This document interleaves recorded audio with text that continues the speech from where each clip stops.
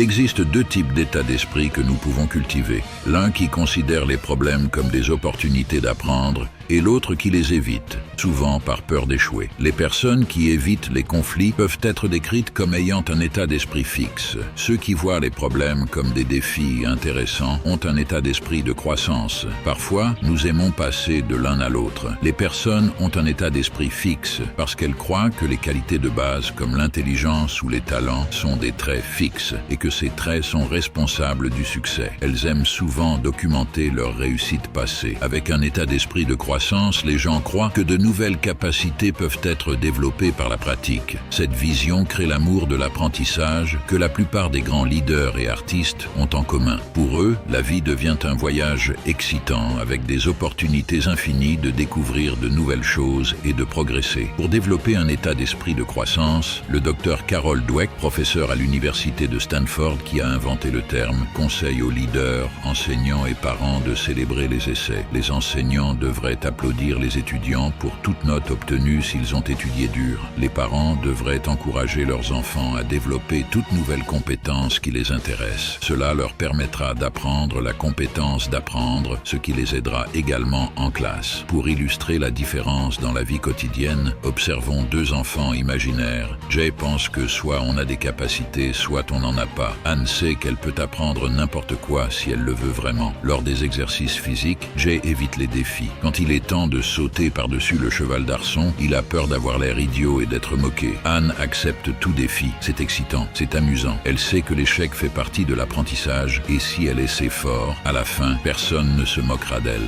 Jay évite les retours. Si le professeur lui dit comment améliorer un devoir sur lequel il a travaillé, il le prend personnellement. Anne sait que pour s'améliorer, elle doit écouter les critiques constructives. Elle comprend également que ce n'est pas elle qui est évaluée, mais les résultats de son travail ce jour-là. Jay prend toujours le chemin facile. Par exemple, il aime les escalators et déteste prendre les escaliers. Quand il pratique la guitare, il s'arrête dès qu'il est bloqué. Anne ne prend généralement même pas les escalators. Elle saute les marches, compte chaque pas dans sa tête et aime sentir le sang circuler dans ses veines. Elle pratique la batterie chaque matin pendant 15 minutes. Non pas qu'elle aime toujours ça, mais elle sait que l'effort fait partie d'un voyage vers une vie plus amusante. Elle aime voir les autres réussir. Cela l'inspire. Elle sait que si elle motive ses amis à s'améliorer, elle-même est susceptible de grandir aussi. Si ses amis essaient de nouvelles choses et réussissent, Jay se sent menacé. Il a peur que leur succès mette la pression sur lui pour en faire plus dans sa vie aussi. Les entreprises modernes recherchent des employés avec un état d'esprit de croissance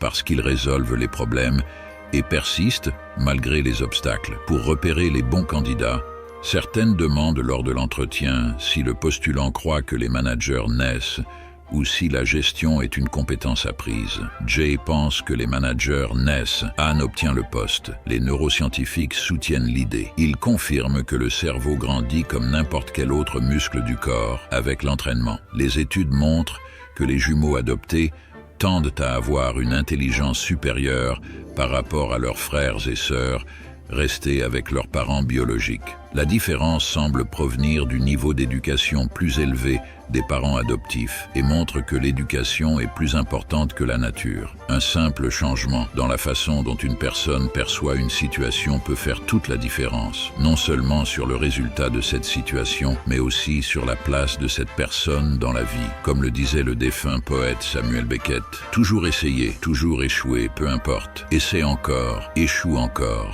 mieux. » Que pensez-vous de ce concept? Est-il trop simpliste? Et si vous adhérez à cette idée, croyez-vous qu'il est possible de passer définitivement d'un état d'esprit fixe à un état d'esprit de croissance? Partagez vos pensées dans la section des commentaires ci-dessous. Merci de votre attention.